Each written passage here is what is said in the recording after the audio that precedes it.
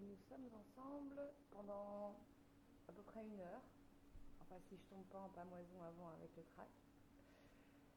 Donc, ce que je vous propose, c'est que je vais déjà me présenter un petit peu, vous dire ce que je fais là ce soir en train de parler toute seule à un ordinateur. Et ensuite, si vous le voulez bien, et s'il y a des questions, on échangera sur mon roman Chronique d'une emprise, paru aux éditions Libre de Lire, et puis sur la littérature en général. Alors, j'enlève 2, 3 trucs. Donc, qu'est-ce que je fais là, hein? C'est ce que je vous ai dit, je vais me présenter un petit peu d'abord. Moi j'ai voulu être écrivain toute petite, hein. Vraiment, la première fois où je me suis dit que je voulais embrasser cette carrière, j'étais en maternelle, et c'est quand la maîtresse nous lisait des albums. Je me disais, quand je serai grande, c'est ça que je voudrais faire comme métier, je voudrais écrire les histoires dans les livres. Et je savais encore même pas que ça s'appelait écrivain, je l'ai découvert plus tard. Et j'ai écrit mon premier roman, j'étais en sixième, sur une machine à écrire que mes parents m'avaient offert donc à une braderie. Ça s'appelait L'amour en braille. Bon, alors c'était pas top top, mais en tout cas ça avait le mérite déjà de parler d'une histoire d'amour entre une jeune fille entre guillemets normale et d'une personne non-voyante. J'ai continué comme ça à peu près un roman par an euh, jusqu'au lycée. Et là au lycée, je me suis attaquée à tout ce qui était plutôt concours de nouvelles, concours de poésie. Et c'est en seconde que j'ai gagné le concours de poésie en liberté. Je ne sais pas si vous connaissez, hein, c'est un concours qui existe encore. Et j'ai eu la chance donc d'être publiée dans... C'était mon premier recueil, hein. J'étais très très émue. C'était un poème sur l'euthanasie. Et à cette époque-là de ma vie, je me disais vraiment que j'allais peut-être publier et que ça allait être formidable, etc. etc. Et puis les études sont arrivées, la vie normale, la maternité, et c'est vrai que j'ai eu un petit peu moins de temps pour ma passion, et ce qui m'a permis en fait de me remettre en selle, c'est cette envie, vous savez, cette envie qui vous réveille presque la nuit, hein. Je me suis dit, il faut que j'écrive à nouveau. Enfin, et ça peut plus aller comme ça. Et ce qui m'a fait presser le pas, c'est cette histoire que vous avez peut-être lue, si vous avez lu Chronique d'une emprise, c'est-à-dire cette histoire qui m'est arrivée alors que j'étais au lycée. Et je me suis dit, il faut que je l'écrive. Et donc je me suis lancée. J'ai écrit donc un premier scénario qui s'appelait pas à l'époque Chronique d'une emprise, qui s'appelait Autopsie d'une perversion. Et j'ai envoyé Autopsie d'une perversion à quelques éditeurs. Et un éditeur m'a contacté, Olivier Ducaire, des éditions Libre de Lire, qui m'a dit, écoutez, je sens qu'il y a quelque chose, on sent une patte, il manque un petit truc. Il manque sa version à lui, la version du pervers narcissique. Et ça m'a vraiment fait tilt parce que, en fait, donner la parole au pervers, j'y avais pensé au tout début, mais j'avais pas osé. Je me disais, il faut être vrai, il faut que je sois dans la réalité, donc il ne faut pas que j'invente. Et le fait que quelqu'un d'extérieur, et qui plus un éditeur, m'ait donné ce feu vert, je me suis dit oui, là c'est l'occasion ou jamais. Et j'ai réécrit entièrement donc, ce premier manuscrit, Autopsie d'une perversion. Je l'ai réécrit entièrement donc, en donnant le point de vue du personnage que j'ai appelé Christophe.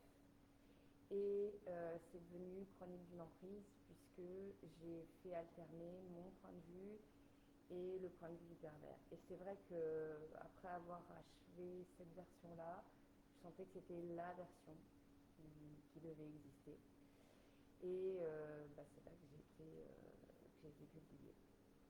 Alors cette même année, J'ai eu la chance aussi d'être lauréate d'un concours des abeilles de Guerlain, qui organise chaque année un concours littéraire sous forme de nouvelles. Et donc j'ai été lauréate de l'année 2020. Alors ça s'appelle Et soudain vint l'été. C'est un recueil de nouvelles qui est publié par le Cherche Midi et dont les droits d'auteur vont au Resto du Cœur pour leur atelier d'alphabétisation. Donc ça, plus Chronique d'une emprise, c'est vrai que l'année 2020 a été très particulière parce que il y avait donc cette pandémie que je décrirai pas parce que tout le monde l'a vécu et Dieu sait que je l'ai pas très bien vécu non plus, mais il y avait aussi ces opportunités littéraires qui ont fait que ça a été une année quand même assez formidable. Ah ça y est, je vois vos commentaires. Je suis complètement nulle en informatique, c'est-à-dire que j'ai pas 100 ans, mais... Ah, on m'entend mal, d'accord. Il faut peut-être que je parle plus fort. Bonsoir de Marseille, bonsoir Christelle, bonsoir Olga, bonsoir de la Nièvre. Ah, on m'entend pas, pardon. Bonsoir, problème de son. Ah là là là là, on n'entend pas beaucoup. Il faut que je parle plus fort, mince. J'espère qu'on m'entend mieux. Coucou Frédéric, peux-tu parler plus fort ou régler le volume? Eh ouais, il n'y a aucun son. Ma mère qui me dit il n'y a aucun son. Moi j'entends bien Sylvain, d'accord. T'entends ce qu'elle dit? Je t'entends de loin. Bon. Bon, bah alors je parle un peu plus fort comme on parle chez moi. Bah excusez-moi, j'ai un petit ordinateur, donc j'ai peut-être pas mis assez près, j'en sais rien. Comme je vous ai dit, je suis pas très bonne en informatique. Donc maintenant que je vous vois, n'hésitez pas à me dire si le son ça va ou si ça va pas.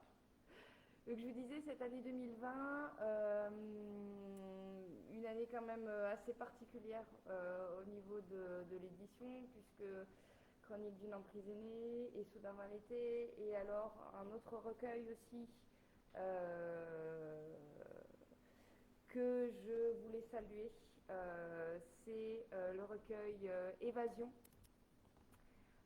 Donc un recueil qui est né de tous les écrivains de Libre de Lire et dont 6 € sur chaque vente est versé au Rire Médecin. Donc c'est une association que j'ai eue, alors oui là c'est mieux, j'avais pas vu les commentaires, pardon, crie vraiment, oui, oui, je vais parler comme dans ma région natale. Donc c'est une association Le Rire Médecin que j'ai eu, alors je ne sais pas si on peut dire la chance, parce que généralement quand on croise Le Rire Médecin, c'est qu'on a un enfant qui est à l'hôpital. Mais en tout cas, comme je l'explique dans la première nouvelle du recueil Évasion, ma petite poussinette a eu un jour une pyélonéphrite qui a nécessité des soins plus particuliers en hôpital de jour. Et comme je décris dans la nouvelle, quand on arrive en hôpital de jour, on est complètement perdu. Enfin, on voit ses parents qui sont là nuit et jour et qui ont des valises sous les yeux et on se sent presque hyper ému de... Oh, merci Marianne, la nouvelle scène. Ah, mon chéri, il est là aussi. Salut mon chéri. On se sent presque illégitime d'être là en tant que parent qui n'est là que pour une journée. Et quand les clowns du Rire Médecin sont arrivés, je vous assure que la densité en tout cas la densité de l'anxiété a complètement diminué et moi j'ai été hyper émue. C'est-à-dire que moi j'avais mes lunettes de soleil et presque j'en avais les larmes aux yeux parce que ma fille qui la veille avait quand même hurlé de douleur pour sa perfusion. Là elle a absolument rien senti et donc j'ai été très très émue de participer à ce recueil. Et enfin voilà, je vous encourage encore, même si Noël est passé, il y a les anniversaires. C'est vraiment le recueil qui est fait pour tout le monde parce que y a énormément de nouvelles avec... Il y a ma fille qui me dit Coucou maman, c'est Maëlie, je t'aime. Moi aussi je t'aime, ma poussinette d'amour. Elle est chez papy et mamie. Euh, Donc elle n'est pas juste à côté, mais elle est chez papy et mamie et je lui fais des gros bisous. Donc voilà, la poussinette dont je parlais, qui a 10 ans maintenant, ça passe vite. Donc voilà, je conseille vraiment ce recueil Évasion pour tout le monde parce qu'on passe du rire aux larmes, comme dit mon éditeur, on passe par toutes les couleurs de l'arc-en-ciel parce que c'est vraiment un recueil de nouvelles avec tous les genres, hein, c'est-à-dire qu'il y a de l'horreur, il y a de la sensualité, il y a des histoires pour enfants, il y a de la littérature contemporaine, enfin voilà, si vous savez vraiment pas quoi offrir, Évasion, ça passe partout. Voilà, donc je vous ai un petit peu présenté mon parcours, enfin je pense. Je vais essayer de... Bonsoir Dani. J'avais mal à un endroit qui n'existait pas. Oh, merci Sylvain. Oui, oui, oui, c'est ce que... En famille, c'est super, oui. Effectivement, oui, oui, oui, on est en famille. Je remonte un petit peu, voir s'il y avait des questions que j'aurais éventuellement pas vues, hein, parce que j'ai quand même passé un quart d'heure à monologuer sans son. Ah, bonsoir Adeline. Je vois qu'Adeline est là. Ouais, ou Marianne, merci. Bonsoir Gérard. Les silences sont compensés par un magnifique sourire, bah merci. Parle comme chez toi. Oui, oui, oui, là c'est mieux. Oui, effectivement, bah oui, je n'osais pas trop parler. Je vous lis, hein, pardon. Ah, bonsoir Aurélie. Moi, je veux ton recueil et ton livre. Dis-moi ensuite comment les commander, disant déjà que de souvenirs. Alors, Aurélie, à qui je réponds, je l'ai rencontrée donc il y a 10 ans sur un forum qui s'appelait Les Novembrettes. Au départ, Facebook n'avait pas encore le monopole. Et donc, il y a 10 ans, quand je suis tombée enceinte de ma fille, je me suis mise sur un forum qui s'appelait Magique Maman, que vous connaissez peut-être. Et donc, j'ai rencontré plein de mamans comme moi qui allaient devenir maman en novembre 2010. Et j'ai retrouvé Aurélie il n'y a pas longtemps, avec beaucoup de plaisir. Alors, le recueil et le livre, le mieux, c'est de les commander sur le site libredelire.fr. Tu tapes dans Google Libre de lire, tu vas arriver sur le site voilà, de mon éditeur qui est vraiment super. Tu tapes donc le recueil Évasion. Et pour mon livre, donc c'est Chronique d'une emprise. Voilà, et là, donc c'est le moyen le plus simple de l'avoir le plus vite possible. Et puis si tu as aimé, on en reparle ensuite. Bon, alors, il y a un petit temps de latence. Bon, alors, que vous dire d'autre sur Chronique d'une emprise je suis vraiment heureuse d'avoir réussi à publier ce livre parce que depuis sa publication, j'ai beaucoup de retours en fait de personnes qui l'ont lu et de personnes qui notamment ont vécu la même chose parce que on se sent toujours un peu seul quand on le vit, mais quand on en parle, on se rend compte qu'on est loin d'être les seuls. Et du coup, c'est vrai que les retours que j'ai m'émeuvent énormément et m'encouragent à continuer parce que les personnes me disent que euh, ça porte une parole en fait qui n'est pas souvent portée. Et ce qui fait peut-être un petit peu la différence, c'est qu'effectivement, le fait que je fasse parler le pervers narcissique, du coup, il y a peut-être une balance qui est faite et qui fait que moi, j'ai des personnes qui m'ont vraiment écrit et je les remercie en toute sincérité en me disant je me suis un petit peu identifiée à Christophe. Et ça, c'est intéressant aussi parce que je pense qu'on a tous des côtés un peu manipulateurs parce que la société, elle est comme ça, elle fait que parfois, quand on veut obtenir ce qu'on veut, on est obligé de mentir. Et il y a des personnes qui m'ont dit je me suis reconnue dans Christophe et ça m'a fait du bien de le voir. Alors ça y est, je vois vos recueils. Alors Dani, tu m'entends pas très bien. Bon, je vais essayer de reparler super fort. Je suis désolée, je me rapproche encore un petit peu. Marianne qui répond à Aurélie. Voilà, tout est là. Merci, super. Je connais pas Magique Maman, mais c'est là que j'ai trouvé le nom de mon fils. Ah bah super, bah oui, oui, il y a aussi les... Alors, Aurélie, oui, le lien est par ici, et pour Évasion, super, la maison d'édition est au taquet. Alors, quel style d'histoire te convient le mieux? Alors, c'est vrai que le style que j'aime, c'est généralement le style plutôt intimiste. C'est-à-dire que autant je vais apprécier une dystopie, c'est-à-dire de découvrir par exemple ce que sera la France en 2040, ça m'intéresse.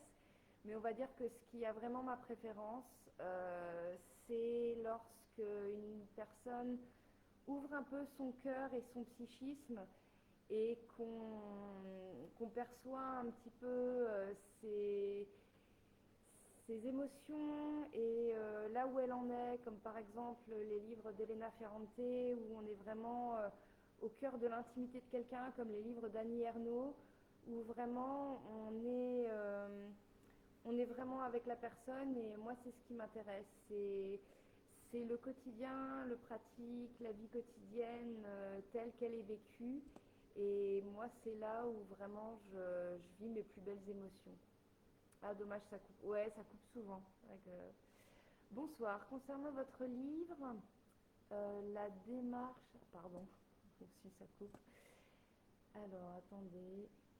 Excusez-moi, je me rachète un doigt. Concernant votre livre, la démarche n'a-t-elle pas été difficile puisque très personnelle? Écrire ce livre a-t-il été un moyen de guérir définitivement? Bah oui, évidemment, hein, moi je sais que très souvent on me dit oh là là, mais quel courage! Et quand on me dit quel courage, c'est vrai que moi, pour moi, le courage, ça aurait été de, comment dire, de pas l'écrire, hein, puisque moi, c'était une nécessité. Une nécessité comme manger, boire et dormir. C'est-à-dire que j'en étais arrivée à un stade où les images étaient tellement présentes que de toute façon, je devais faire quelque chose de cette histoire. Euh, j'ai hésité peut-être par exemple à l'écrire comme un roman pour adolescents, on va dire un peu plus classique, mais il fallait que je l'écrive. Donc oui, forcément, ça a été une façon de me guérir, mais comme tout le monde, j'ai envie de dire, hein, parce que l'écriture, c'est, bah, comme tous les arts, c'est une catharsis. Donc forcément, oui, je me suis aussi guérie dans la mesure où ça m'a permis de tout déposer et le fait d'avoir fait parler le pervers aussi, ça m'a permis quelque part de le comprendre aussi et du coup d'en guérir. Et c'est vrai qu'après l'avoir écrit, je me suis sentie oui, beaucoup plus légère, mais je pense encore une fois comme tout le monde. Hein. Donc as-tu de futurs projets d'écriture? Oui, oui, bonsoir Aurélie, je suis très contente de te voir. Oui, les futurs projets d'écriture. Donc j'ai un roman pour enfants qui est en comité de lecture là actuellement. Donc voilà, là pour ce roman pour enfants, je croise les doigts, mais c'est un projet pour lequel j'ai beaucoup de tendresse parce que ça parle de voilà d'une petite fille qui est en procédure de demande d'asile. Donc c'est le métier que j'exerce actuellement, donc ça me tient à cœur. Et sinon, oui, d'autres projets de romans. J'ai un recueil de nouvelles qui est quasiment terminé avec pour fil conducteur le souvenir. Et j'ai un autre roman qui sera alors non pas dystopique, mais on va dire à suspense, donc avec ce genre de fin, vous savez le genre de fin où on est très surpris. Et il est écrit dans ma tête, mais j'attends juste de terminer mon CDD pour l'écrire, mais sinon la structure est entièrement écrite. Alors, on me demande mes références. Merci Yves pour cette question. Parce que c'est vrai on est rien sans les écrivains qui nous ont portés. Hein. Moi, mes références, comme je l'ai dit tout à l'heure, Annie Ernaux, au niveau de cette écriture très sociologique. Elle disait récemment dans une interview que elle ne croyait pas quelque part en une identité, parce qu'elle disait que quelque part la société nous traverse en permanence, et moi je le crois aussi, que finalement on est aussi ce que la société fait de nous, donc Annie Ernaux dans presque tous ses livres. Amélie Nothomb pour le style, voilà, un style vraiment pour moi qui est de la dentelle, hein. On plonge dans un Amélie Nothomb, on est comme dans du coton, c'est merveilleux.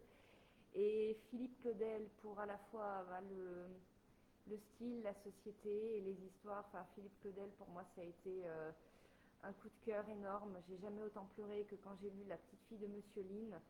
Et vraiment, pour moi, c'est un auteur qui compte énormément. Delphine de Vigan aussi. Leila Slimani derrière moi. Enfin, voilà.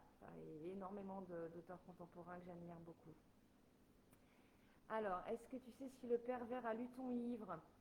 Eh ben non, je sais pas. Je vous avoue que bah oui, j'aurais bien aimé forcément, et j'imagine que c'est la question que beaucoup de gens se posent. J'ai essayé de le retrouver, mais comme je dis dans le roman, bah, il a un nom de famille très banal, un prénom aussi assez banal, donc bah, j'ai tenté. J'ai pas réussi, et puis je fais confiance à la vie. Je me dis que si j'ai pas réussi, bah, c'est peut-être qu'il fallait pas, ou peut-être qu'il tombera dessus plus tard, ou voilà. Donc si un jour ça arrive, bah, je vous tiendrai au courant, hein. Je ferai un petit post et je vous dirai quel est son point de vue. Mais pour le moment, non. Alors Aurélie me demande quel conseil donnerais-tu à quelqu'un qui voudrait se lancer dans l'aventure? Alors j'imagine l'aventure de l'édition.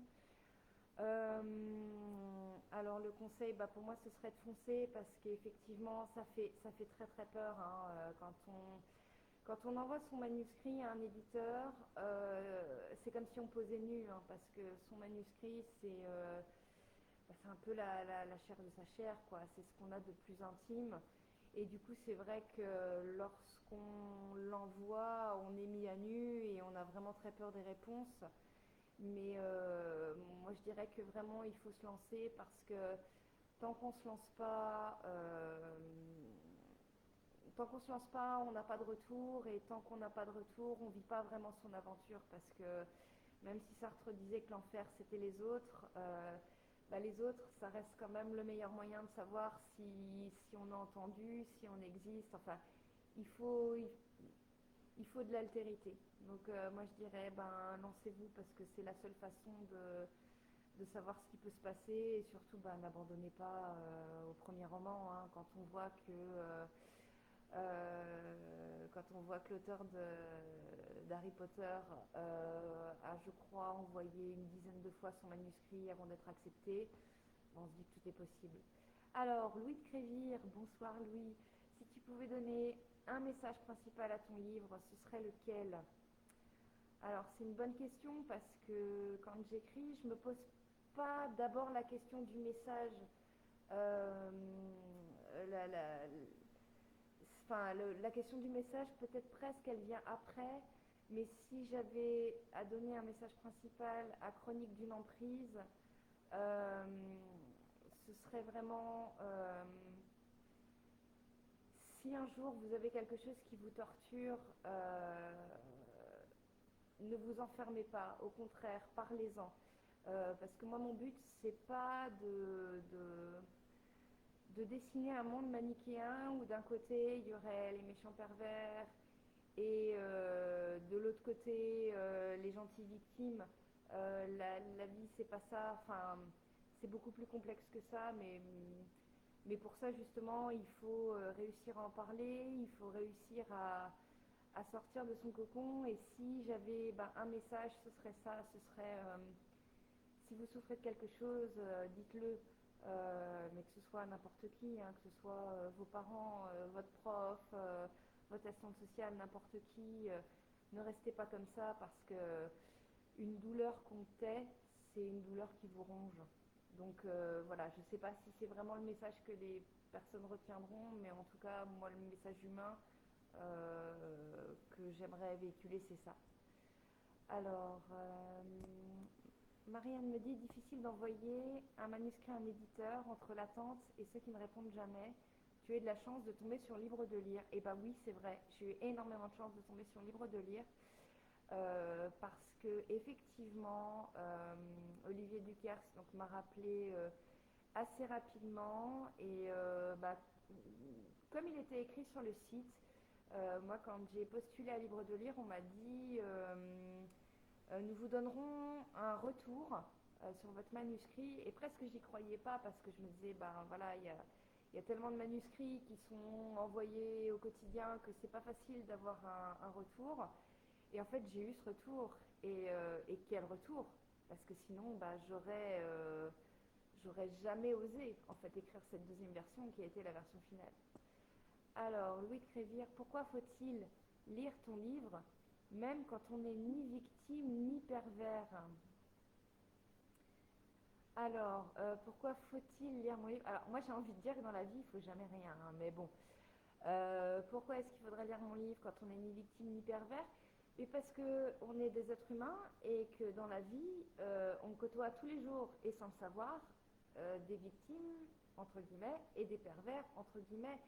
C'est-à-dire que moi, ce que je voulais aussi, à travers ce livre, c'était dire aux professeurs de l'époque, bon, bah, vous avez quand même eu sous le nez une situation qui était quand même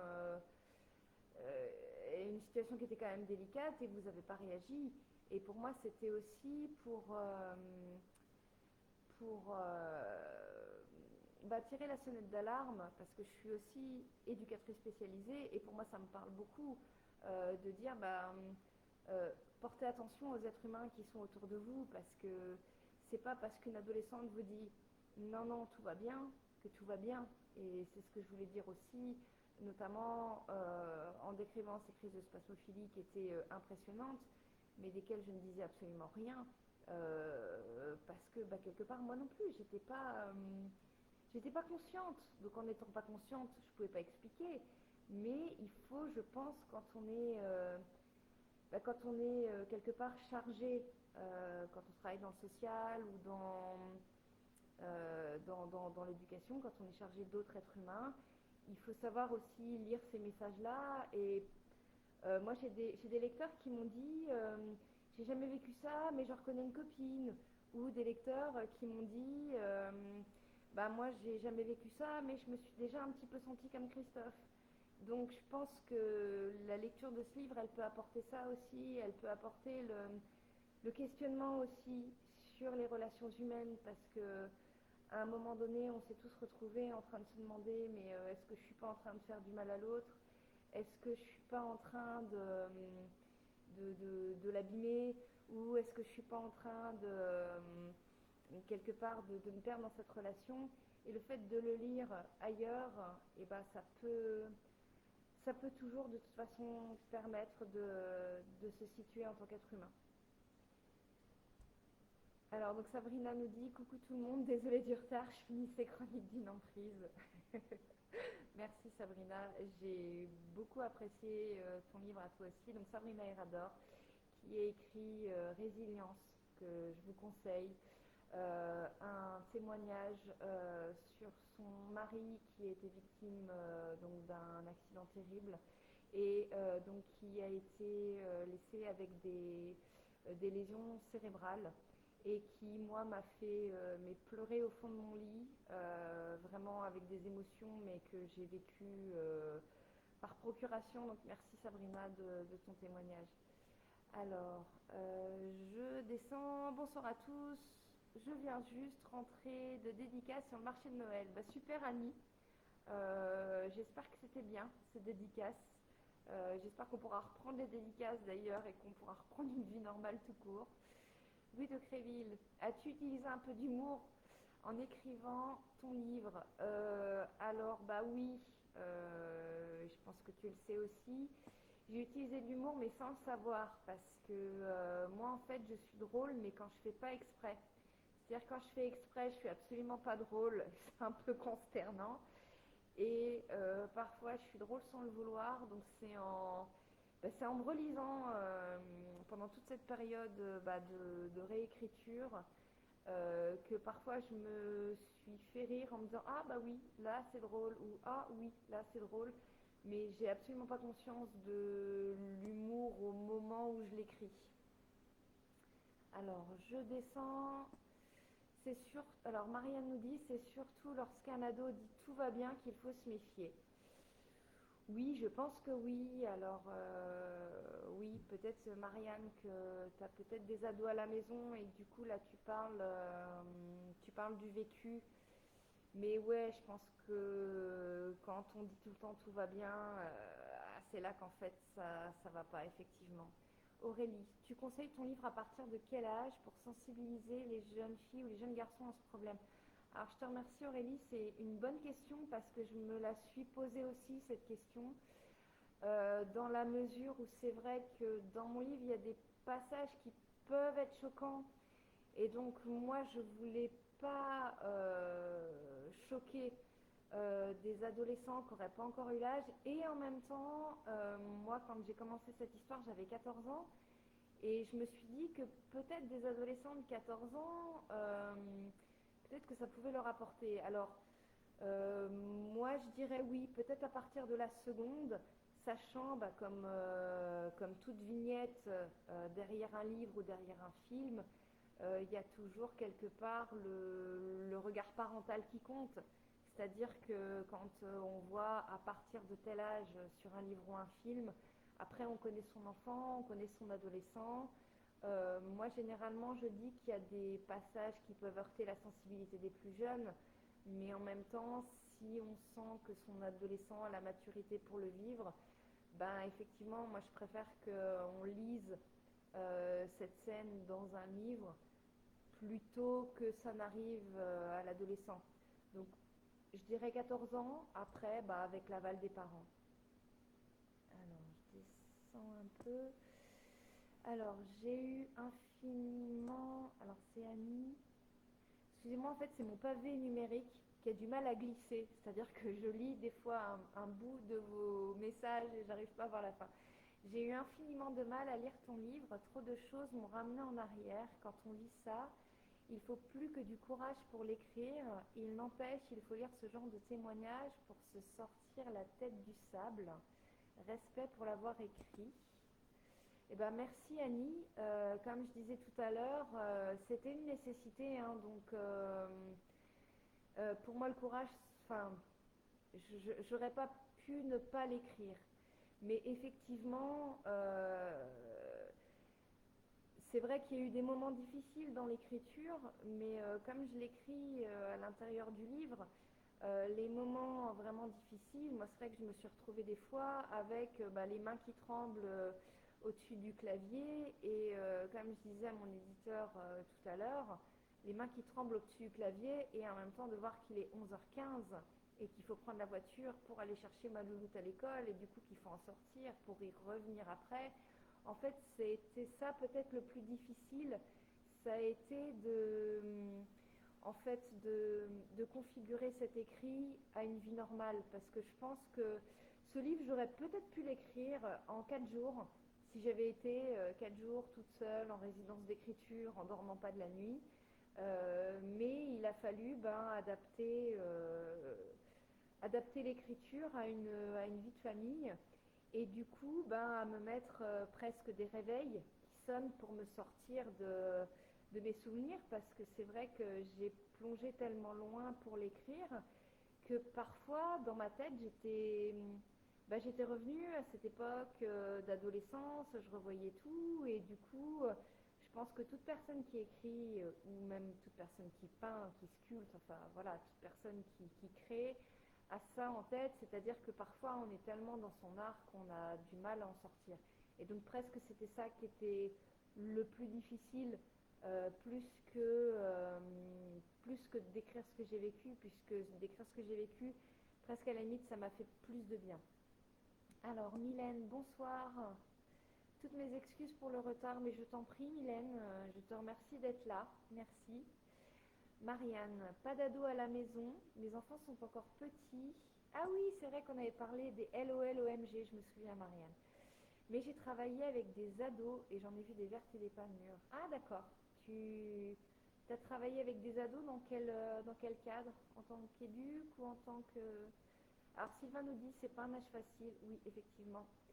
Louis, peux-tu nous expliquer la couverture de ton livre? Merci Louis pour cette super question. Alors, ce qui est super chez Libre de Lire, c'est qu'en tant qu'auteur, on a la possibilité d'avoir son mot à dire sur la couverture. Et c'est vrai que c'est très important parce que bah, notre livre, on le porte des mois et des mois dans notre cœur et on a tous plus ou moins une idée de la couverture. Et c'est vrai que moi, si on me l'avait imposé, je ne sais pas si je l'aurais bien vécu. La couverture, elle est vraiment à l'image du livre, c'est-à-dire que cette photo, alors je vous la montre, je la cadre. Cette photo donc, qui est donc, en couverture du livre, j'ai envie de vous dire, c'est la vraie photo. Et c'est-à-dire c'est la vraie photo de moi à 16 ans. Et en même temps, c'est la vraie photo que Christophe a prise. Il y a un passage dans mon livre où je décris le moment où il prend cette photo. Et donc il l'a vraiment prise. On l'a vraiment développée. Et c'est, je crois, la seule chose que j'ai gardée de cette époque-là, parce qu'il y a plein de choses que j'ai brûlées, mais cette photo, je l'ai gardée. Et pour moi, il était important qu'elle apparaisse en couverture. Et donc, pour les deux autres carnets, c'est moi qui les ai écrits avec des passages de mon journal que j'ai vraiment réécrits. C'est-à-dire que c'était des véritables passages de mon journal que j'ai réécrits. Donc, la couverture, elle peut pas être plus, comment dire, être plus représentative. Et en plus de ça, alors moi je suis pas très douée pour tout ce qui est prise de photos. C'est mon futur époux qui l'a pris en photo, qui a vraiment agencé les choses et qui a vraiment pris part aussi à cette couverture. Et ça m'a vraiment fait plaisir parce que du coup c'est devenu un projet un projet commun, quoi. Et c'est ça aussi qui a été beau dans la naissance de ce livre, avec les éditions Livre de Lire et avec toutes les personnes qui ont participé. Mon frère qui a fait donc une magnifique vidéo qu'on peut retrouver sur le site de Livre de Lire. C'est que c'est devenu, d'un projet que j'avais moi, c'est devenu un projet commun, un bébé qui a été porté par d'autres parents, et ça c'était vraiment très très beau. Marianne, alors prof de danse dans une maison de quartier. D'accord, bah oui, j'imagine que tu as dû en voir pas mal. Aurélie, comment s'est passée la rencontre avec tes éditeurs? Alors, pour tout vous dire, c'est fou. Moi je crois beaucoup, alors je sais pas si on peut appeler ça le destin, hein, parce que chacun met un mot différent derrière ça, mais moi je crois beaucoup en la vie en général. J'avais envoyé donc le premier manuscrit à beaucoup d'éditeurs, on va dire, adolescents, parce que je ne savais pas si c'était adolescent, adulte.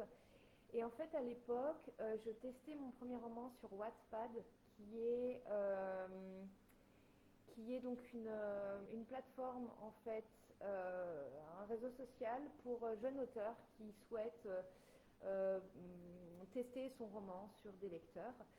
Et sur Wattpad, donc j'ai rencontré Avril Clémence, qui est aussi une auteure de livres de lire, qui a donc publié Reviens, qui est un magnifique roman que je vous conseille également. Et je l'ai rencontrée, je l'ai démarchée parce que je souhaitais qu'elle me fasse des retours. Et elle m'a répondu qu'elle avait un temps qui était limité, parce qu'elle avait été éditée par un super éditeur qui s'appelait Livre de Lire. Et moi je me suis dit, ah bah tiens, je ne connais pas cet éditeur, je vais aller voir. Donc je suis allée voir sur le site internet, et comme je disais, c'est là que j'ai vu qu'effectivement la maison d'édition s'engageait à faire un retour sur les livres.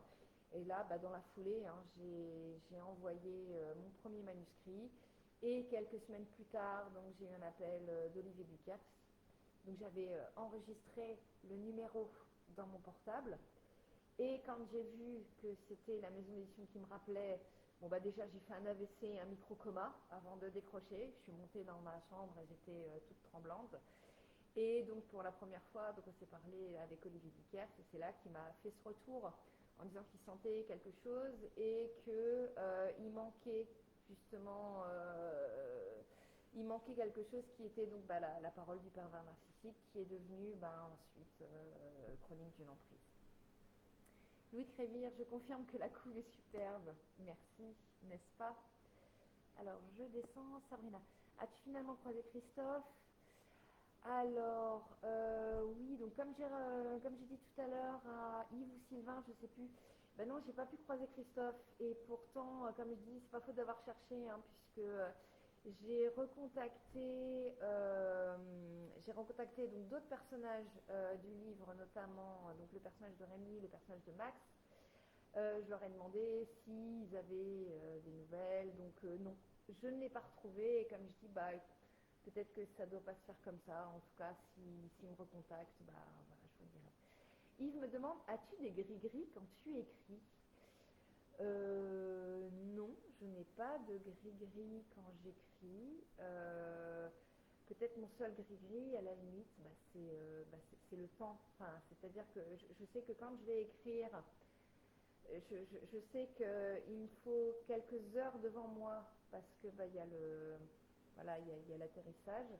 Donc le seul gris-gris, c'est mon ordinateur offert par mon chéri. Mais non, non, je peux être assez superstitieuse en règle générale, mais pas forcément quand j'écris. Peut-être toi tu en as, Yves, tu me diras. Aurélie, j'ai vraiment hâte de te lire. J'aime ces auteurs qui se livrent corps et âme à leur lecteur. Je pense que cette partie d'âme que les auteurs nous donnent est un vrai cadeau. Merci. Merci à toi pour ton message.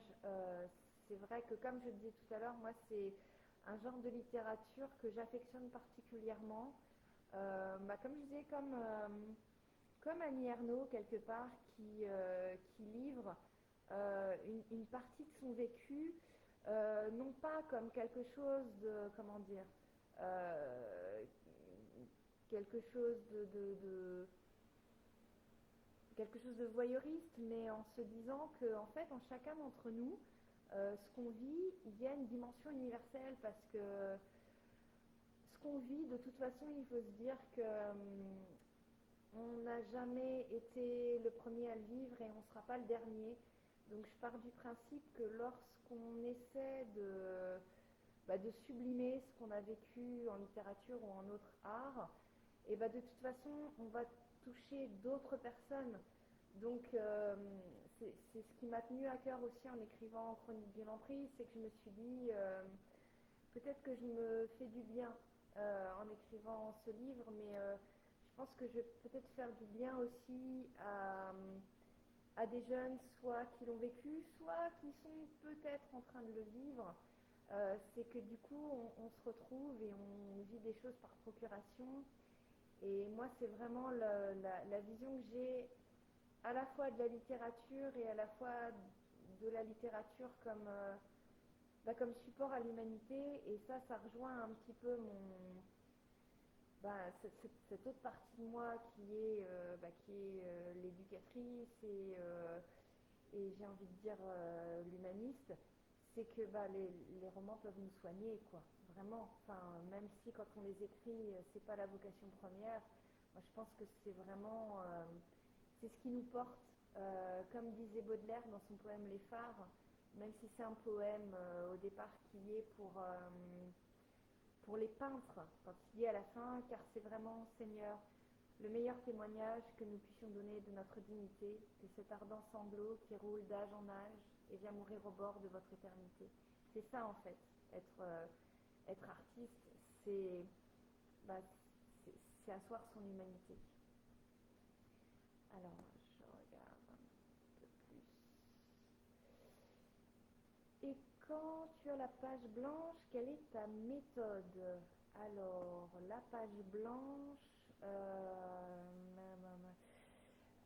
je réfléchis pour tourner la question, parce qu'en fait, oui, le syndrome de la page blanche,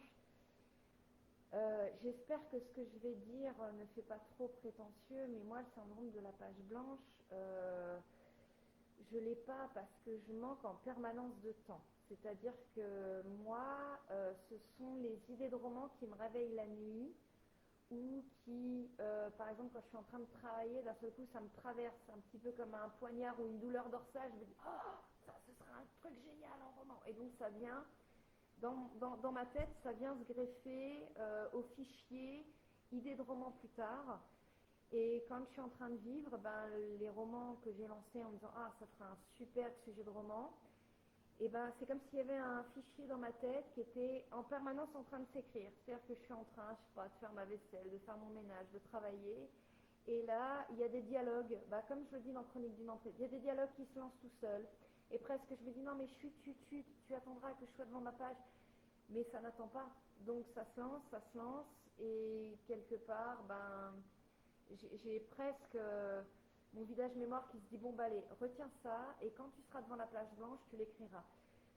Donc là, si tu veux, oui Sylvain, tu me dis pareil, ouais. Donc quand je suis devant la page blanche, presque, j'ai 10 trains de retard, enfin j'ai 12 romans de retard, donc je sais pas quoi écrire, c'est presque par où je commence, par quel livre je commence.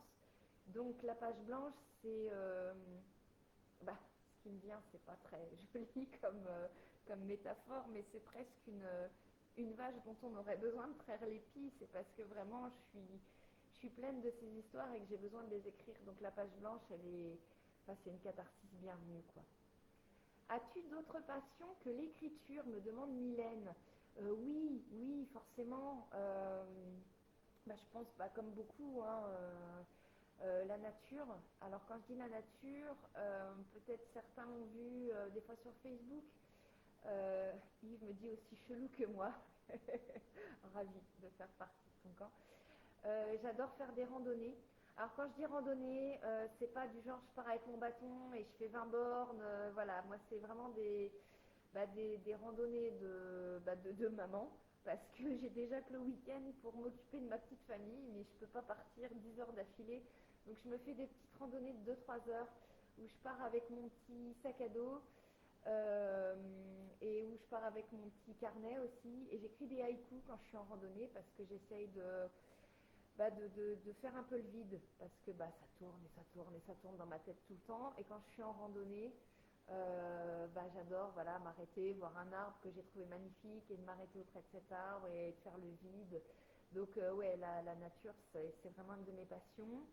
Après, la course à pied aussi, pour les mêmes raisons. C'est-à-dire que moi je dis, je cours le dimanche, pour de vrai, parce que toute la semaine je cours, mais en métaphore. Et donc ça me fait du bien, voilà, de courir le dimanche. Et puis sinon, salut Pauline. Et sinon le tricot. Alors je suis très nulle en tricot, c'est-à-dire que mes proches vous le diront. Je fais des écharpes très moches, mais avec le cœur, parce que comme je disais, quand ça tourne, ça tourne, ça tourne. Le tricot, ça me permet de me vider la tête, parce que c'est vraiment une activité répétitive. Et du coup, oui, j'adore ça, même si je fais des trucs moches, parce que ça me permet presque de méditer. Et maintenant, la question qui tue et qui va t'ôter toute crédibilité, mais j'y suis obligée. Si je te dis la fleur en bouquet fan et jamais ne renaît, ça te fait quoi comme effet? Alors Louis souligne une de mes passions, oui, que j'aurais pu citer, c'est la série Kaamelott. Alors la série Kaamelott, je suis restée des années à passer à côté, truc de fou, hein. Parce qu'au départ je suis pas très humour absurde, et puis voilà, quand je voyais ces petites pastilles, ça me disait rien. Et puis un jour mon chéri, que j'ai quand même en très haute estime, hein, puisque c'est mon chéri, m'a dit mais tu sais, tu devrais réessayer, parce que c'est quand même un humour très très fin. Et un jour je dis ok, d'accord, on réessaye, montre-moi. Et du coup, je me rappelle encore, c'était une période de ma vie où j'étais professeure. Et ouais, c'était une période pas facile non plus, pour tout un tas de raisons. Et mon chéri donc me montre le premier épisode, et c'est vrai que je me dis, ah ouais, quand même, c'est drôle. Un deuxième épisode, un troisième épisode, et là, je me prends dans la série, mais vraiment, je plonge la tête la première. Et le personnage d'Arthur, à cette époque-là, m'a vraiment aidée. Mais ça a été une béquille, un exutoire. Le personnage d'Arthur m'a aidée à faire face à mes propres combats. Et c'est-à-dire que je trouvais dans cette série euh, une façon poétique de faire face à quelque part à l'adversité, au désespoir, au néant. Et je me suis tellement pris de passion pour cette série que maintenant, comme tous les fans, on se reconnaît entre nous, hein, on est un petit peu débile, on se cite des passages comme ça de la série. Et je me suis pris de passion pour cet humour qui est pareil, un vrai exutoire. Et très récemment, pendant le confinement, on a fait découvrir donc Kaamelott, à ma petite puce. qui elle aussi est devenue mais complètement fan. C'est-à-dire que maintenant, elle cite les personnages, elle chante Mon petit oiseau a pris à voler. Et comme nous, elle a vraiment hâte de voir le film. Et on se prépare à ce film qu'on attend comme la venue du Messie et on s'y prépare en famille. Alors Yves me dit le sport est un super exutoire. Oui, oh oui, oui, oui. Enfin, moi qui suis un peu, comme je dis dans le roman, un petit peu hyperactive et qui en ce moment travaille entre les quatre murs d'un bureau, moi j'aurais presque tout le temps envie de bouger quoi. Mais il n'y a que le week-end. Alors, je vais essayer de remonter un petit peu pour voir si j'ai pas loupé une question. Alors Sabrina me dit, pareil, les idées se bousculent, mais faute de temps, je l'ai remise dans le fichier plus tard. Ouais, ce fameux fichier plus tard, effectivement, quand est-ce qu'on s'y attelle? Ouais, je trouve que c'est presque un défi quelque part. Enfin, moi souvent on me dit que dans ma vie de tous les jours, j'ai un côté un petit peu psychorigide, mais c'est une psychorigidité qui me permet de m'attaquer à ce fichier pour plus tard. Sylvain d'ailleurs qui me dit, il m'arrive de me réveiller à 3 heures du mat pour écrire une idée. Ouais, oui, oui, oui, mais carrément. Moi, il m'est déjà arrivé à 4 heures du matin de me dire, oh là là, mon Dieu, mais c'est maintenant, j'ai un petit moment. Alors je me lève et j'écris, et après, le soleil se lève, et puis, quelque part, voilà, la vie normale reprend et on n'a plus de temps. Alors moi, par rapport à ce temps pour plus tard, je fais souvent ce rêve étrange et pénétrant, comme dit Baudelaire, mais je fais souvent ce rêve que un jour je pourrais écrire à temps plein. Alors je sais que c'est très difficile puisqu'il y a seulement 5% des auteurs qui arrivent à vivre de leur plume. Euh, mais moi je vais quand même tenter malgré ce chiffre décourageant parce que c'est ce qui me porte quoi. Vous savez ce qui fait qu'on se lève le matin. Moi ce qui fait que je me lève le matin, c'est que je sais que le quart d'heure que j'ai en buvant mon café, c'est le quart d'heure où j'écris. Et presque c'est le rendez-vous de ma journée que je ne veux pas louper, donc c'est ce qui fait que j'arrive à sortir du lit. Et un jour, j'aimerais vraiment pouvoir sortir le matin pour faire que ça. Donc, c'est vrai que même malgré le fait que j'ai un travail à temps plein et que c'est vraiment pas facile, j'essaie de me donner un fond dans la communication de Chronique d'une emprise et puis de ceux qui vont suivre parce que croyez-moi, il y en a qui vont suivre parce que c'est obligé, et ils sont là et il y en a plein. Mais j'ai vraiment envie de m'y donner à fond pour commencer pourquoi pas par un mi-temps et puis un jour peut-être un temps plein. J'ai la chance cette année de faire partie du coup du jury des abeilles de Guerlain. Je vous ai parlé tout à l'heure de Et soudain vint l'été. J'ai été lauréate cette année en 2020 et du coup j'ai la chance d'avoir été celle qui a été sélectionnée pour faire partie du jury.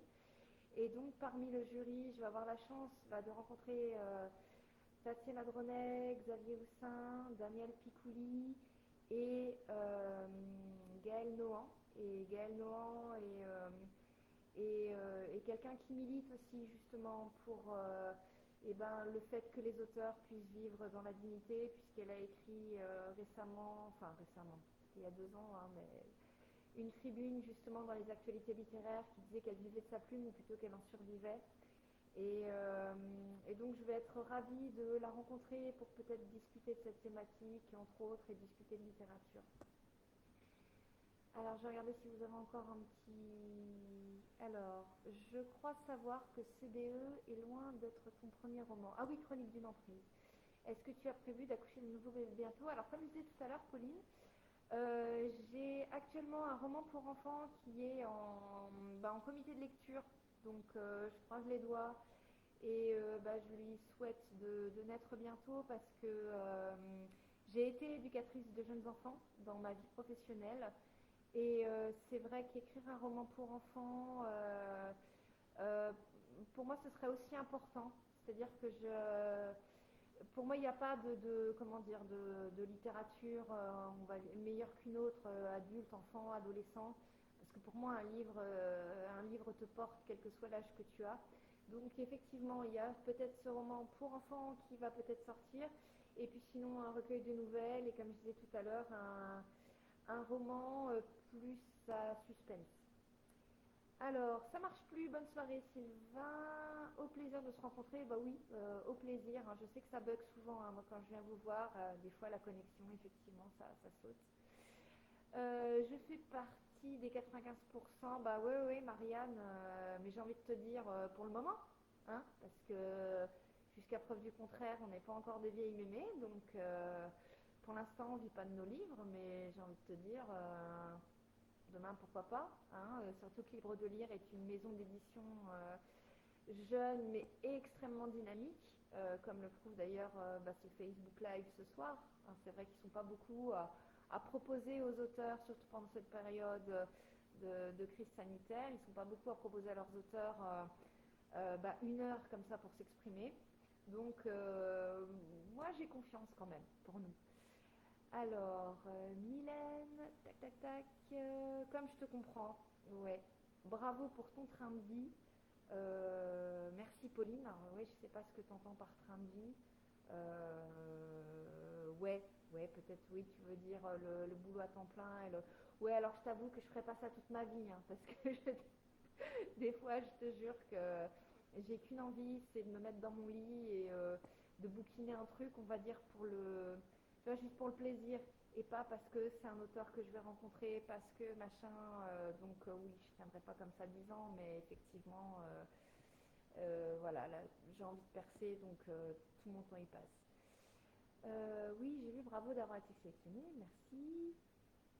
Il faut tout. Il faut toujours croire en ses rêves. Oui, merci Aurélie. Oui, oui, oui, oui. On a cru en nos rêves. Je suis très contente de voir Aurélie ici ce soir parce que, pour la petite histoire, donc c'était ma voisine à l'époque où j'étais donc dans mon village à Cercy-la-Tour. Et en parlant de sport, on travaillait toutes les deux à la piscine de notre village. Et comme si ça suffisait pas d'avoir bossé toute la journée, le soir en été, on se rejoignait et on faisait des heures de marche au soleil couchant et on parlait effectivement de nos rêves. Et Aurélie est une artiste aussi, puisque elle dessine vraiment très très bien, donc merci. Alors Vanessa, merci pour cette présentation. Je dois te quitter, j'espère qu'on pourra se revoir bientôt. Oui, oui, oui, avec grand plaisir. Félicitations pour tes projets. D'ailleurs, je vois qu'il me reste donc 3 minutes. Bon, ça va, j'ai pas débordé, enfin, je me suis pas laissé déborder. Donc, il est l'heure pour moi de rendre l'antenne comme à la télévision. Alors, jeudi prochain, ce sera le réveillon. Donc, forcément, on va tous avoir nos projets d'hiver. Pas plus de 6, hein, officiellement. Moi, je vous donne... Ah, quelque chose comme de la joie a été validé par le comité de lecture. Louis de Crévire. Ah, génial. Ah, je suis super émue. Donc, je la prends en même temps que vous. Oui, donc je peux vous parler de façon très courte. Mon roman pour enfants qui va sortir donc en 2021 s'appelle Quelque chose comme de la joie. Et c'est vrai que la joie, ça nous manque un petit peu en ce moment. Donc voilà, il va sortir en 2021. Je vous en parlerai plus longuement parce que je vais accompagner sa naissance aussi, comme j'ai accompagné Chronique d'une emprise. Il a été illustré par Livia Graham, qui est aussi une illustratrice, dont j'admire beaucoup le travail. Donc je vous en parlerai une prochaine fois. Merci Aurélie pour les arbres, merci l'autre Aurélie. Donc je vous donne rendez-vous, enfin pas moi, hein, parce que du coup je vais passer la main. Mardi prochain, vous avez rendez-vous donc avec Marianne Clojanson, qui va vous présenter, entre autres, son livre Un chant de coquelicot, qui est un magnifique roman initiatique, plein de poésie. Donc je vous souhaite une très très belle rencontre avec elle. Enchantée d'avoir fait ta connaissance. Merci Mylène. Je vous remercie à tous et à toutes d'avoir participé à ce live, parce que c'est vrai que c'est pas un exercice hyper facile. Donc merci du fond du cœur d'avoir pris ce moment pour me poser des questions. Oui, c'est normal que pour l'annonce, hein, Marianne, parce que tu le mérites. Donc je vous donne rendez-vous la semaine prochaine avec Marianne. Encore une fois, merci. Merci Frédéric d'avoir été là. Et puis oui, je vous dis à bientôt, ça c'est sûr. Je vous souhaite une très très bonne soirée et puis à bientôt. Merci.